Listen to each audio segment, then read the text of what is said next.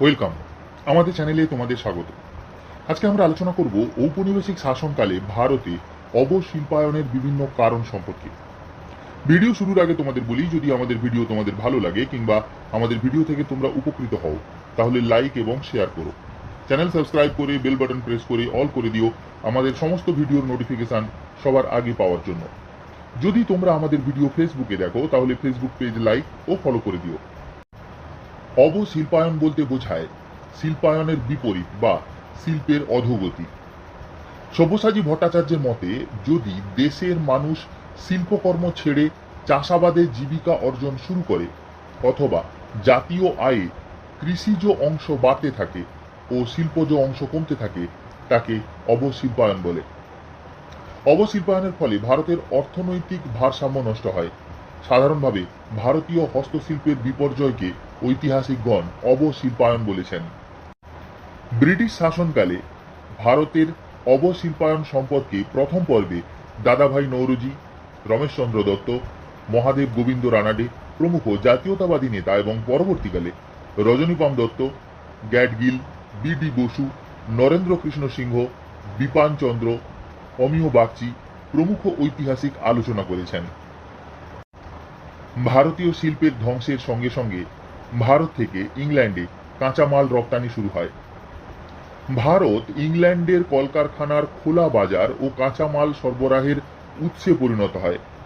ভারত থেকে তুলো, নীল, কফি, চা, রেশম প্রভৃতি ইংল্যান্ডে পাঠানো হতে থাকে। এই কাঁচা মাল বিলেতে শিল্পের অগ্রগতিতে সহায়তা করে, ফলে কাঁচা মালের অভাবে দেশীয় শিল্পের অগ্রগতি ব্যাহত হয়। অষ্টাদশ শতকের মধ্যভাগে ইংল্যান্ডে শিল্প বিপ্লবের সূচনা হয়। যন্ত্রের সাহায্যে অনেক কম সময়ে অনেক উন্নত মানের ও সস্তা শিল্প পণ্য, বিশেষ করে সুতি বস্ত্র ইংল্যান্ডের কলকারখানাগুলিতে তৈরি হতে থাকে। ব্রিটিশ শিল্পপতিদের চাপে সরকার ভারতের দরজা ইংল্যান্ডের বণিকদের কাছে খুলে দিতে বাধ্য হয়। 1793 খ্রিস্টাব্দে তারা কোম্পানির মাধ্যমে 3000 টন পণ্য ভারতে পাঠানোর অধিকার পায়। পরবর্তীকালে এর পরিমাণ আরও বাড়ে। 1813 খ্রিস্টাব্দের আইনের মাধ্যমে কোম্পানির একচেটিয়ার বাণিজ্যের অবসান ঘটলে ইংল্যান্ডের অন্য ব্যবসায়ীরা ব্যাপক হারে ভারতে আসতে থাকে। তারা এদেশে জমি জমা কিনে নীল, কফি, রবার, তামাক প্রভৃতি চাষ শুরু করে এবং কাঁচা মাল ইংল্যান্ডে রপ্তানি করতে থাকে। 1853 খ্রিস্টাব্দে ভারতে রেল ব্যবস্থা চালু হলে দেশের প্রত্যন্ত অঞ্চলে ব্রিটিশ পণ্যাদির অনুপ্রবেশ ঘটে। এসব পণ্যে ভারতের বাজার ছেয়ে গেলে দেশের বাজারে দেশীয় পণ্য বিক্রি দারুণভাবে মার খায়। একদা ইংল্যান্ড সহ ইউরোপের বিভিন্ন দেশে ভারতের বস্ত্রশিল্পের ব্যাপক চাহিদা ছিল। ড্যানিয়েল ডেফো লিখেছেন যে ইংল্যান্ডের প্রতি পরিবারের বসার ঘরে, শোবার ঘরে সব জায়গায় ভারতীয় বস্ত্র ঢুকে পড়ে।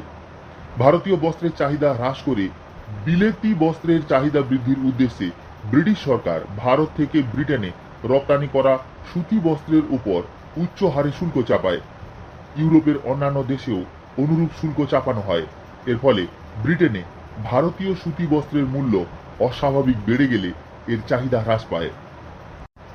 কোম্পানি নিজে বিভিন্ন পণ্যের উপর শুল্ক ছাড়ের সুযোগ নিলেও ব্রিটিশ সরকার বিভিন্ন দেশীয় শিল্প পণ্যের উপর বিশাল শুল্ক আরোপ করে। 1797 খ্রিস্টাব্দে ভারতীয় ক্যালিকোরের ওপর ইংল্যান্ডের আমদানি শুল্কের হার ছিল 18%। এই অসম প্রতিযোগিতায় ভারতীয় বণিকরা পিছু হতে থাকে।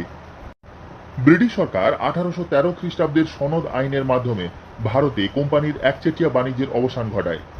ফলে সকল ইংরেজ বণিকের জন্য ভারতের বাণিজ্যের দরজা খুলে যায় এবং দেশীয় শিল্প বাণিজ্যে তাদের একাধিপত্য প্রতিষ্ঠিত হয়। তাদের মাধ্যমে সস্তা দরের বিপুল পরিমাণ বিলাতি পণ্য ভারতীয় বাজারে প্রবেশ করলে ভারতীয় শিল্পপতিদের অবস্থা সঙ্গীন হয়ে পড়ে। ভারতীয় শিল্পী ও কারিগরদের উপর ব্রিটিশ সরকারের নির্যাতন ও বঞ্চনা দেশীয় শিল্পের যথেষ্ট ক্ষতি করে। বাংলার তাঁতিরা কিভাবে শোষিত হতো তা উইলিয়াম বোল্টস এর রচনা থেকে জানা যায়। কোম্পানির কর্মচারী ও দালালরা তাঁতিদের অগ্রিম দাদন নিতে এবং শুধু ইংরেজ কোম্পানির জন্য সুতি বস্ত্র বুনতে বাধ্য করত। দাদন গ্রহণকারী তাঁতিরা লোকসান স্বীকার করে বাজারের চেয়ে অন্তত 20 থেকে 40% কম দামে তাদের বস্ত্র বিক্রি করতে বাধ্য থাকত। 1767 খ্রিস্টাব্দে ভেরেলেস্ট লিখেছেন, বহু তাঁতি তাদের ব্যবসা ছেড়ে দেওয়ায় ঢাকা, মুর্শিদাবাদ, আগ্রা, বারাণসী, সুরাট, আমেদাবাদ প্রভৃতি শহরগুলি জনশূন্য ও শ্রীহীন হয়ে পড়ে। মুর্শিদাবাদে অবস্থিত কোম্পানির রেসিডেন্ট মিস্টার বেচার 1787 খ্রিস্টাব্দে লিখেছেন যে আমাদের অপশাসনের ফলে 20 বছরের মধ্যে দেশের বহু অংশ প্রায় মরুভূমিতে পরিণত হয়েছে। অষ্টাদশ শতকে ইংল্যান্ডে পর্যাপ্ত মূলধনের যোগান সেখানকার শিল্প বিপ্লবকে সহজ করে তোলে, কিন্তু এই সময় ভারতে মূলধনের যথেষ্ট অভাব ছিল। তাছাড়া কোম্পানি দীর্ঘদিন ধরে এদেশের অর্থ সম্পদ শোষণ করে বিলেতে পাচার করলে এদেশের দারিদ্র্য আরও বেড়ে যায়। ব্রিটিশ সরকার ভারতে শিল্প বিকাশ না ঘটিয়ে ভারতকে কাঁচামাল সরবরাহকারী দেশ হিসেবে গড়ে তোলার নীতি গ্রহণ করে, ফলে মূলধন এবং কাঁচামালের অভাবে ভারতের শিল্পের বিকাশ ব্যাহত হয়। কেবল সুতি বস্ত্রই নয়, রেশম ও পশমজাত দ্রব্য, লোহা, মৃৎশিল্প, কাঁচ, অস্ত্রশস্ত্র, ঢাল তলোয়ার, খোদাই ও কারুকার্যের সঙ্গে জড়িত শিল্প প্রভৃতি দেশীয় শিল্পগুলি ধ্বংস হয়। দেশীয় শিল্পের ধ্বংসের ফলে ভারতের দারিদ্র্য আরও বৃদ্ধি পায়। শিল্প বাণিজ্য থেকে বহু মানুষ কৃষিকাজে যোগ দিলে জমিতে চাপ পড়ে।